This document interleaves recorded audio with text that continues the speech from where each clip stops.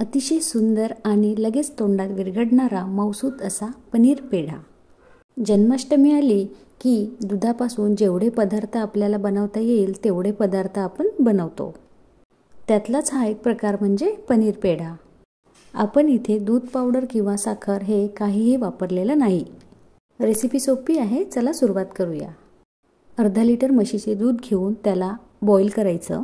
आता एका लिंबाचा रस काढून जेवढा रस असेल तेवढंच त्यामध्ये पाणी घालून दूध बॉईल होत असतानाच आपल्याला लिंबाचा रस दुधामध्ये घालायचा आहे।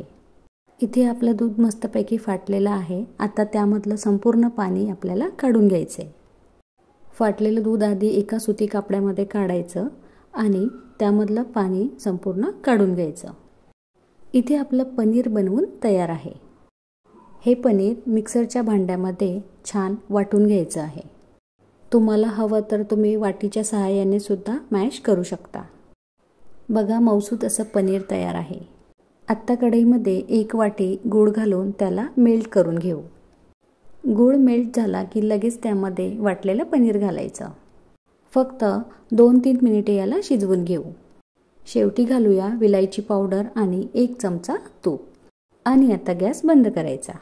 चला, मस्तपैकी आपलं मिश्रण इथे तयार झालेलं आहे। हे असंही खायला छानच लागतं। आता या मिश्रणाला आपल्याला छान मळून घ्यायचं आहे। मळताना त्यात अगदी थोडं दूध घालायचं आणि वाटीच्या सहाय्याने एकदम मौसूत असा गोळा तयार करून घ्यायचा। मौसूत असा पनीर गोळा आपण तयार करून घेतलेला आहे। आता बनवूया पेढे।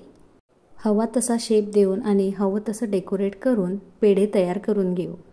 इथे आपले संपूर्ण पेढे तयार आहे। रेसिपी आवडल्यास व्हिडिओला लाईक करा आणि चॅनलला सबस्क्राईब नक्की करा। थँक्यू।